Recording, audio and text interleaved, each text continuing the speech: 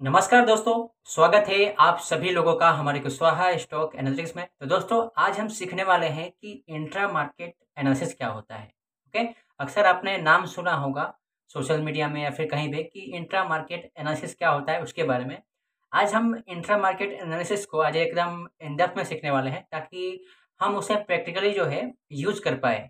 Okay, और इसके use करने के फायदे क्या हैं और इसके इसके यूज़ करने से हमें मार्केट के बारे में हमें क्या-क्या जानकारी मिल सकती है, इसके बारे में भी आज हम सीखने वाले हैं। तो दोस्तों, यदि आप हमारे चैनल पर पहली बार आए हैं, वीडियो को पहली बार देख रहे हैं, वीडियो पसंद आए, वीडियो को लाइक और शेयर ज़रूर कीजिएगा। चैनल पर पहली बार आए हैं, तो चैनल को सब्सक्राइब ज़रूर कीजिएगा और दोस्तों, आपके मित्र में, आपके रिलेटिव्स में कोई स्टॉक मार्केट सीखना चाहते हैं, उनको ये वीडियो ज़रूर शेयर कीजिएगा। तो चलिए चलते हैं, बिना देर किए अपने प्रेज़ेंटेशन पर और शुरू करते हैं हमारा आज का सेशन। तो दोस्तों जैसा कि आप सभी देख रहे हैं कि हम अपने आ गए हैं प्रेजेंटेशन पर और आज हम पढ़ेंगे कि इंट्रा मार्केट एनालिसिस क्या होता है। तो चलिए चलते हैं। देखिए यहाँ पे एक सिंपल सा एक आसान शब्दों में समझें कि इंट्रा मार्केट क्या होता है। तो यहाँ पे देखिए, शेयर बाजार के अंदर अलग-अलग सेगमेंट या मार्केट के बीच का तुलनात्मक विश्लेषण, इसे हम कहते हैं इंट्रा मार्केट एनालिसिस। इसे हिंदी में आप अंतर बाजार विश्लेषण भी कह सकते हैं। और समझते हैं कि इंट्रा मार्केट एनालिसिस क्या है। तो देखिए यहाँ पे इंट्रा मार्केट एनालिसिस में यह देखा जाता है कि स्टॉक के विभिन्न हिस्से जैसे कि सेक्टर, इंडस्ट्री, इंडेक्स और एसेट क्लास को जो है ध्यान में लिया जाता है और इस क्लास के बीच जो है तुलनात्मक जो है विश्लेषण किया जाता है, जिससे हमें पता चलता है कि इसका उद्देश्य क्या है कि हमें ये समझना है कि किस सेक्टर में या किस सेगमेंट में जो है ज़्यादा स्ट्रेंथ है या कमज़ोरी है। ओके? तो इंट्रा मार्केट एनालिसिस के आधार पर हम ये समझ सकते हैं। आइए इसके बारे में और जानते हैं। यहाँ पे देखिए, अब इसको हम उदाहरण के तौर पर समझते हैं। तो पहला क्या है कि सेक्टरल तुलनात्मक। तो यानी कि निफ्टी बैंक और निफ्टी आईटी के बीच में तुलना करके हम जान सकते हैं कि किस सेक्टर में जो है अभी ज़्यादा स्ट्रेंथ है या ज़्यादा वीकनेस है।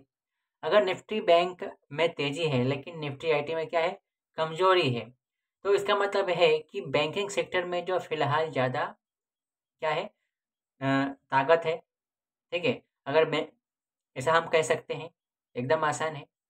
उसी प्रकार दूसरा तुलना की बात करें तो इंडेक्स की तुलना की बात करें तो निफ्टी 50 और का जो निफ्टी 50 बनाम मिड कैप या निफ्टी स्मॉल कैप इंडेक्स यह बताता है कि बड़े स्टॉक्स में पैसा आ रहा है या छोटे स्टॉक में। ओके, इस प्रकार से हम तुलना कर सकते हैं। साथ में हम यदि हम एसेट क्लास की तुलना करें तो स्टॉक बनाम बॉन्ड्स या स्टॉक्स बनाम गोल्ड, ठीक है? इसका हम जैसे स्टॉक का बॉन्ड के साथ तुलना करना, स्टॉक का गोल्ड के साथ तुलना करना, ये हमने पिछले सेशन में सीखा। इससे यह हमें समझ में आता है कि इन्वेस्टर रिस्क लेना चाह रहे हैं या सेफ इन्वेस्टमेंट में जा रहे हैं। तो इस प्रकार से यदि हम तुलना करते हैं किसी एक स्टॉक का अन्य इंडेक्स के साथ, अन्य एक सेक्टर का दूसरे सेक्टर के साथ, इस प्रकार से हम तुलना करते हैं, तो हमें स्टॉक मार्केट के बारे में अलग-अलग प्रकार की जो है जानकारी मिलती है मार्केट पार्टिसिपेंट के बारे में। ओके? तो आइए इसके बारे में और हम एकदम इन डेप्थ में जानते हैं। तो सबसे पहले इन शॉर्ट में उसके फ़ायदे जान लेते हैं, उसके बाद हम इसको एकदम इन डेप्थ में समझने वाले हैं। तो देखिए यहाँ पे इंट्रा मार्केट एनालिसिस के फ़ायदे हैं। पहला फ़ायदा ये है कि मार्केट की ताकत और कमज़ोरी को समझना आसान हो जाता है। दूसरा, सही सेक्टर या स्टॉक चुनने में हमें मदद मिलती है। तीसरा, मार्केट सेंटिमेंट का अंदाज़ा मिलता है कि मार्केट के जो सेंटिमेंट है वो किस प्रकार का है।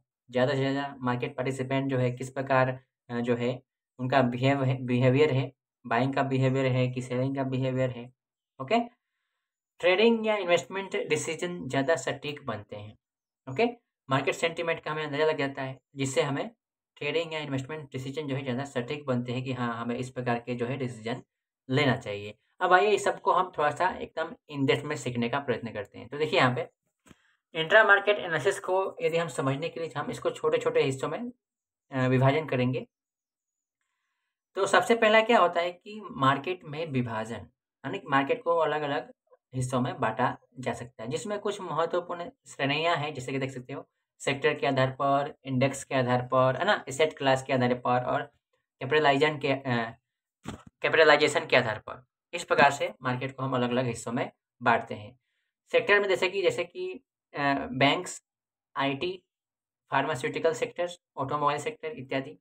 इंडेक्स की बात करें तो जैसे निफ्टी 50, सेंसेक्स, निफ्टी बैंक और निफ्टी आईटी इत्यादि। एसेट क्लास जैसे कि स्टॉक्स, बॉन्ड, गोल्ड, कमोडिटी इत्यादि।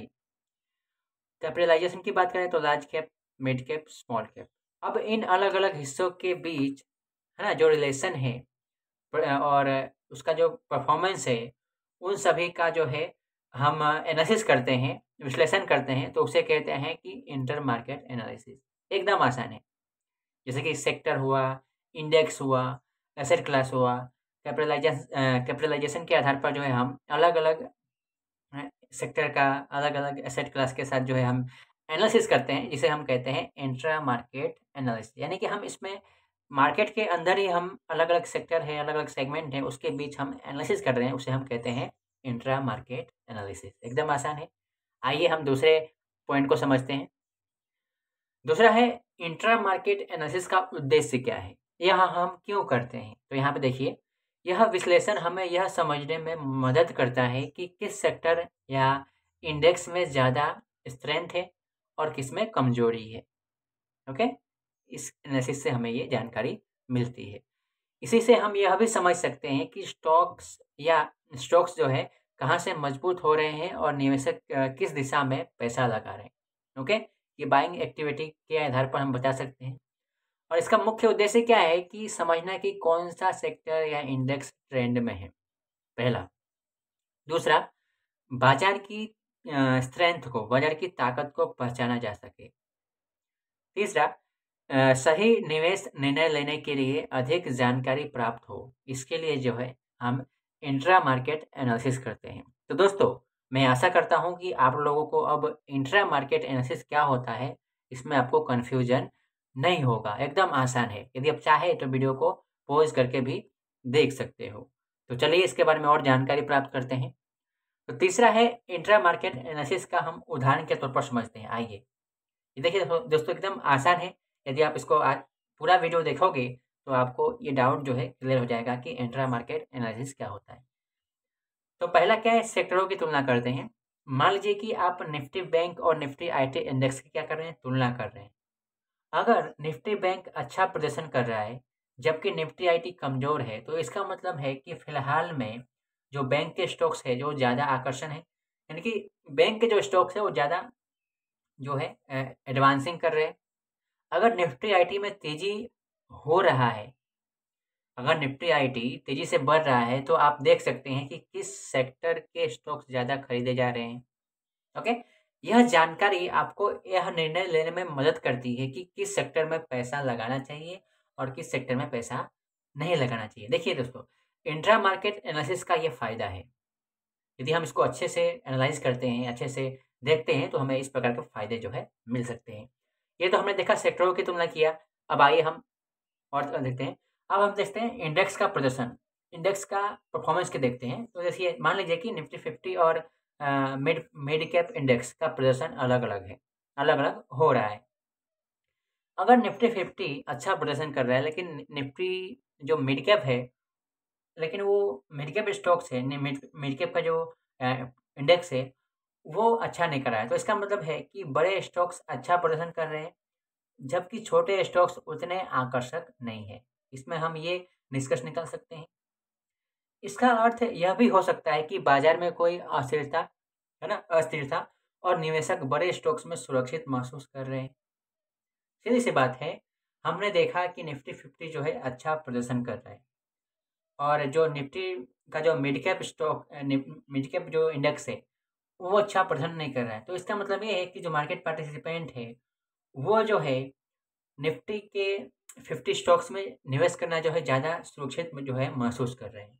इसलिए निफ्टी 50 की जो प्राइस है वो अच्छा परफॉर्मेंस करता हुआ नज़र आ रहा है। तो इस प्रकार से हम इंडेक्स का जो है परफॉर्मेंस हम इस प्रकार से एनालिसिस करके हम जान सकते हैं। ओके, आइए एक और एग्जांपल के साथ समझते हैं। देखिए, तीसरा है एसेट क्लास का विश्लेषण कैसे करते हैं। जब आप स्टॉक और बॉन्ड्स की तुलना करते हैं, तो अगर स्टॉक मार्केट तेज़ी में हो और बॉन्ड्स में निवेशक पैसा नहीं डाल रहे हैं, समझिएगा ध्यान से। अगर स्टॉक मार्केट क्या हो, तेज़ी में हो और निवेशक जो है बॉन्ड्स में पैसा नहीं डाल रहे हैं, तो इसका मतलब क्या कि निवेशक ज़्यादा रिस्क लेने के लिए तैयार है अभी वर्तमान समय में। अगर बॉन्ड्स बेहतर प्रदर्शन कर रहे हैं, तो निवेशक स्टॉक्स की तुलना में सेल्फ इन्वेस्टमेंट को ज़्यादा प्राथमिकता दे रहे हैं, ऐसा हम कहेंगे। ठीक है? अगर बॉन्ड्स बेहतर प्रदर्शन कर रहे हैं, तो निवेशक स्टॉक्स की तुलना में सेल्फ इन्वेस्टमेंट को ज़्यादा प्राथमिकता जो है दे रहे हैं। तो इस प्रकार से एसेट क्लास का विश्लेषण से हमें इस प्रकार से जानकारी मिलती है। ओके? तो आइए इसके बारे में और जानकारी लेते हैं। देखिए यहाँ पे, अब हम इंट्रा मार्केट एनालिसिस करने के तरीके क्या हैं, उसके बारे में हम जानेंगे। ओके? यहाँ पे कुछ प्रमुख तरीके हैं जो मैंने शामिल किया है, जिसमें पहला है रिलेटिव स्ट्रेंथ इंडेक्स, आरएसआई। जैसा कि मैं अक्सर आपको बात करता रहता हूँ। अक्सर मेरा एनालिसिस का वीडियो देखोगे तो मैं उसमें आरएसआई का जो है उसमें एनालिसिस मैं करता हूँ। तो देखिए, और अन्य हम तकनीकी जो भी अन्य इंडिकेटर हम यूज़ कर सकते हैं। तो देखिए यहाँ जैसे कि इंडिकेटर की बात करें तो आरएसआई हुआ, मैकडी जैसे तकनीकी संकेतों का उपयोग कर सकते हैं यह समझने के लिए कि कौन सा सेक्टर, कौन सा इंडेक्स या स्टॉक ओवरबॉट ओवरसोल्ड है, इसके बारे में हम जान सकते हैं मैकडी के द्वारा, एमएससीडी के द्वारा। ओके? एमएससीडी और आरएसआई के द्वारा। उदाहरण के लिए, अगर निफ्टी बैंक में आरएसआई 70 के ऊपर है, तो इसका मतलब है कि वह वो सेक्टर जो है ओवरबॉट है और इसे खरीदने में जोखिम हो सकता है। लेकिन दोस्तों, समझिएगा ध्यान से, ओवरबॉट का मतलब ये नहीं कि सेल कर देना है वहाँ पे जाकर, नहीं। ओवरबॉट का मतलब क्या होता है कि वहाँ पे जितने भी मार्केट पार्टिसिपेंट हैं, सभी ने बाय करके रखा है। मार्केट में स्ट्रेंथ है। ओके? तो ये ओवरबॉट ओवरसोल्ड के जो कॉन्सेप्ट है, इसको हम फिर कभी किसी सेशन में डिस्कस करेंगे, क्योंकि उसको जो है उसको डिस्कस करने के लिए आपको मुझे चार्ट दिखाना पड़ेगा और चार्ट दिखाऊंगा तभी आपको थोड़ा-सा विश्वास होगा। आपको थोड़ा-सा अपनी आँखों से आप चार्ट देखोगे तो आपको लगेगा कि नहीं, हाँ, ये सही है, ऐसा। तो इस प्रकार से हम ओवरबॉट और ओवरसोल्ड जो है किसी सेक्टर का इंडेक्स का हम जान सकते हैं इंडिकेटर की सहायता से। ओके? देखिए यहाँ पे तीसरा है कंपैरेटिव चार्ट एनालिसिस। अलग-अलग सेक्टरों के, है ना, या इंडेक्स के चार्ट्स को दिखाकर, साथ-साथ दिखाकर यह देख सकते हैं कि कौन-सा सेक्टर या स्टॉक में ट्रेंड है और किसका प्रदर्शन कमज़ोर है। रिलेटिव चार्ट एनालिसिस जिसे कहते हैं। जैसे कि हम एक स्क्रीन पर अलग-अलग चार्ट को लगाते हैं और स्टॉक का अलग-अलग करेंसी के साथ, क्रिप्टो के साथ हम एनालिसिस करते हैं, जिसे रिलेटिव चार्ट एनालिसिस करते हैं। इससे हमें ये पता चलता है कि कौन-सा अभी ये स्टॉक बढ़ रहा है। अभी ये मान लीजिए कि अभी निफ्टी का इंडेक्स बढ़ रहा है, तो साथ में कौन-सा इंडेक्स ऐसा है जो कमज़ोर है, तो उसका रिलेशन हमें पता चलता है। ओके? तीसरा है, डी है हमारा कोरिलेशन एनालिसिस।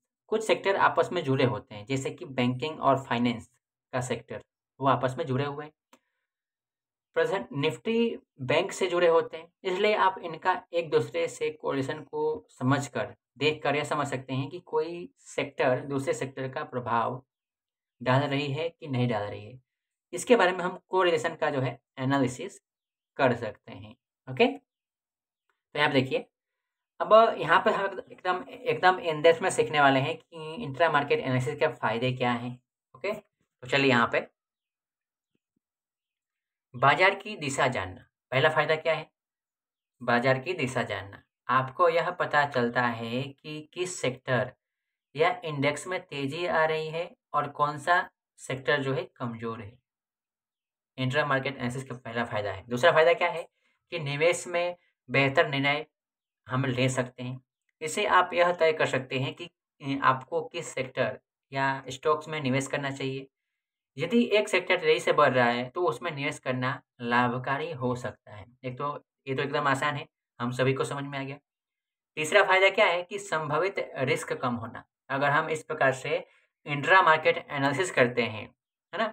एक सेक्टर का दूसरे सेक्टर के साथ एनालिसिस करते हैं, तो हमें रिस्क कम होता है। अगर आप एक सेक्टर में निवेश कर रहे हैं, लेकिन वह सेक्टर बाज़ार के ट्रेंड के खिलाफ जा रहा है, तो आप अपनी जो है स्ट्रेटजी जो है बदल सकते हैं, रणनीति जो है बदल सकते हैं। ओके। चौथा है मार्केट सेंटिमेंट समझना। इंट्रा मार्केट एनालिसिस से हम मार्केट सेंटिमेंट को समझ सकते हैं। क्या बाजार में रिस्क लेने की प्रवृत्ति बढ़ रही है या लोग सेफ्टी के लिए ज़्यादा गोल्ड या बॉन्ड्स खरीद रहे हैं। इससे भी निवेश के फैसले में निवेश से रिलेटेड जो है डिसीजन लेने में हमें मदद मिलती है। तो ये है कुछ लाभ फायदे हैं इंटर मार्केट एनालिसिस के जो कि हमने यहाँ पे पढ़ा। अब हम यहाँ पे निष्कर्ष पे आए हैं कि इंट्रा मार्केट एनालिसिस आपको, हम सभी को बाजार की गहरी समझ देता है, जिससे हम सब जो है, आप सभी जो है, कौन से सेक्टर इंडेक्स या एसेट क्लास में ताकत है और कौन से सेक्टर में क्या है कमजोरी है, इसका जानकारी जो है हम अधिक सटीक रूप से ले सकते हैं, जिससे हमें निर्णय लेने में हमें सहायता मिलती है और हम अपना जो रिस्क जो है कम कर सकते हैं। तो ये है हमारा इंट्रा मार्केट का एनालिसिस। इंट्रा मार्केट का जो एनालिसिस का जो चैप्टर है हमारा यहाँ पे ख़त्म होता है। तो दोस्तों मिलते हैं एक अगले सेशन में, तब तक के लिए जय हिंद, स्टे सेफ।